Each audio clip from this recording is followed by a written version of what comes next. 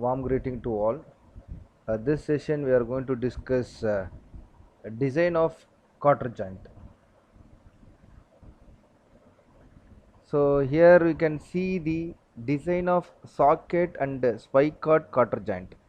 So already we discussed we'll have three components in socket and spike cord.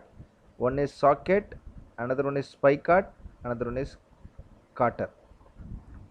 So here you see the dimensions. D is rod diameter and D4 and A, D1, D2, B, C. So these values we have to find while designing the socket and the spike cord. So the design procedure we'll see one by one. So step 1, that is failure of rod in tension. So here the failure of a rod during tensile stress.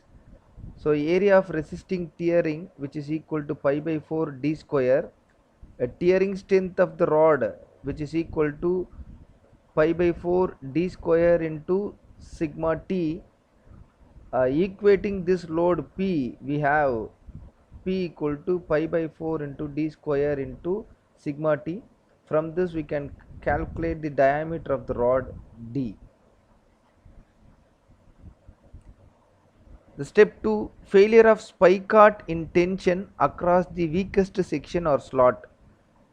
So here from the slot we'll have weakest place. So there we'll have a break, and we have to find out the spike cord diameter D2 and the thickness of the quarter T.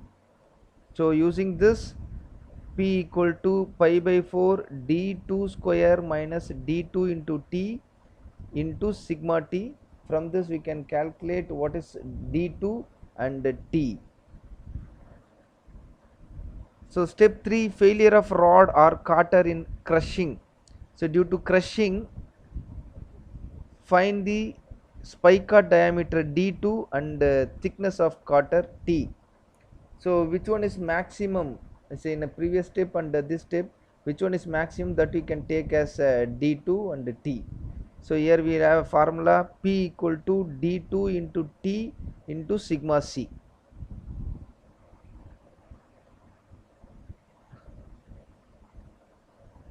So failure of socket in tension across the slot.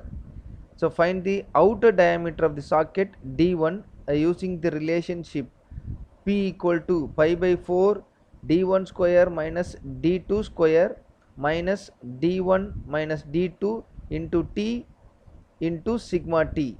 So from this we can calculate D1, that is outer diameter of the socket. So here step 5, failure of quarter in shear. Find the width of the quarter B, that is P equal to 2B into T into tau. So it is shear of quarter B we have to find out.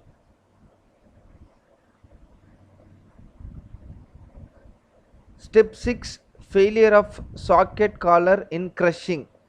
Find socket collar diameter D4, that is P equal to D4 minus D2 into T into sigma C. So in this we have to find out D4, that is diameter of the socket collar. And step 7, failure of socket end in shearing. Find the socket collar thickness C, P equal to 2 D4 minus D2 into C into tau. So from this we can calculate C. Step 8, failure of rod end in shear. Find the distance between spike cord end to quarter slot end A. So that is P equal to 2A into D2 into tau. From this we have to calculate A value. Then step 9, failure of spike cord collar in crushing. Find out the diameter, outside diameter of the spike cord collar D3. P equal to pi by 4 D3 square minus D2 square into sigma C. So from this we have to calculate D3.